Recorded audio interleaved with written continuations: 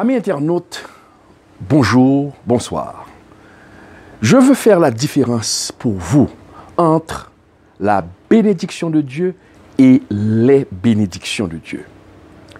Dans Proverbe, il est dit que c'est la bénédiction de Dieu qui enrichit, il ne la fait suivre d'aucun chagrin. Peut-être vous allez vous demander qu'il y a des gens qui sont bénis et pourtant ces gens traversent des difficultés. Est-ce que la parole de Dieu a menti? Non, la parole de Dieu n'a pas menti. Le problème, c'est que vous ne faites pas la différence entre la bénédiction et les bénédictions de Dieu.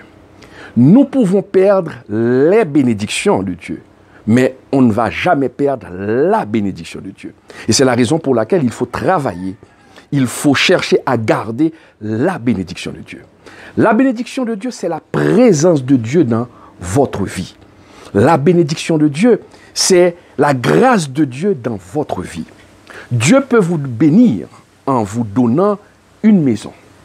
Dieu peut vous bénir en vous donnant une voiture. Dieu peut vous bénir en vous permettant de voyager. Ça, ce sont les bénédictions de Dieu. Mais un voleur peut venir et voler votre voiture. Un voleur peut venir et voler votre maison. Vous allez perdre la maison, mais vous allez garder la présence de Dieu. Et personne au monde ne pourra voler votre bénédiction, la présence de Dieu dans votre vie. On peut vous voler quelque chose. Mais si tu as Dieu, Dieu peut te donner au centuple ce que le diable a volé pour vous. Nous avons un exemple dans la Bible, c'est l'exemple de Job.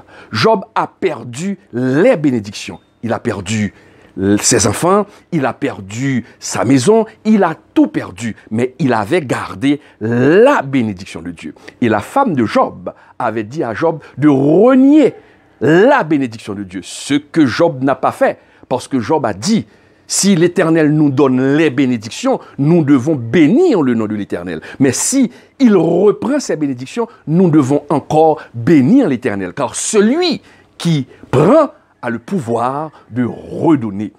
Je te donne ce conseil, mon frère. Garde la bénédiction. C'est la bénédiction de l'Éternel qui enrichit. Cette bénédiction, personne ne pourra vous voler cette bénédiction.